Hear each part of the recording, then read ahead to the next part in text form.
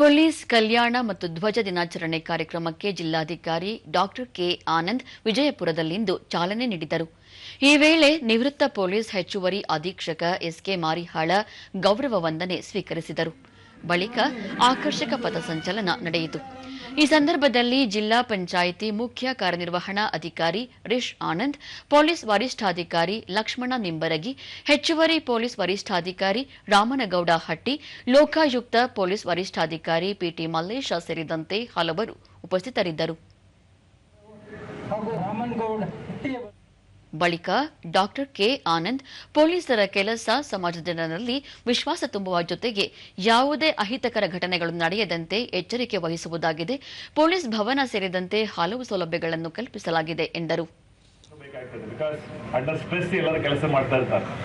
Regularly ಅವರಿಗೆ stress relief, stress management ರೀತಿಯಾದಂಥ sessions ಆಗಿರ್ಬೋದು, ಮತ್ತು ವೀಕ್ಲಿ ಫಿಸಿಕಲ್ ಆಕ್ಟಿವಿಟೀಸ್ ಇದೆಲ್ಲವನ್ನು ಕೂಡ ನಮ್ಮ ಜಿಲ್ಲೆಯಲ್ಲಿ ಕಟ್ಟುನಿಟ್ಟಾಗಿ ಪಾಲನೆಯನ್ನು ಮಾಡಿಕೊಂಡು ಬರ್ತಾ ಇದ್ದಾರೆ. ಸೊ ಇನ್ನು ಮುಂದೇನೂ ಕೂಡ ಹೆಚ್ಚಿನ ಜವಾಬ್ದಾರಿ ಇದೆ. ಹೆಚ್ಚಿನ ಜವಾಬ್ದಾರಿಯೊಂದಿಗೆ ನಾವೆಲ್ಲ ಸೇರಿ ಕೈಜೋಡಿಸಿ ಕೆಲಸವನ್ನು ಮಾಡೋಣ.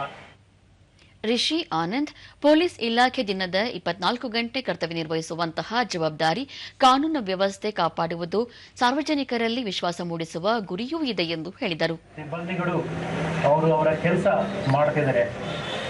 ಜೊತೆಗೆ ದಿನ ದಿನ ನಾವು ನೋಡ್ತಾ ಇದೀವಿ, ನೇಚರ್ ಆಫ್ ಕ್ರೈಮ್ ಕೂಡ ಚೇಂಜ್ ಆಗ್ತಾ ಇದೆ. ಈಗ ಸೈಬರ್ ಕ್ರೈಮ್, ಮೊಬೈಲ್ ಮೂಲಕ ಕ್ರೈಮ್ ಕೂಡ ಆಗ್ತಾ ಇದೆ. ಸೊ ಪೊಲೀಸ್ ಇಲಾಖೆ ವತಿಯಿಂದ ನಮ್ಮ ಪೊಲೀಸ್ ಅಧಿಕಾರಿಗಳಿಗೆ, ಸಿಬ್ಬಂದಿಗಳಿಗೆ ಕೂಡ ಲೇಟೆಸ್ಟ್ ಟೆಕ್ನಾಲಜಿ ಸಂಬಂಧಪಟ್ಟಂತೆ ಕೂಡ ಟ್ರೈನಿಂಗ್ ಕೂಡ ಮಾಡಲಾಗುತ್ತದೆ.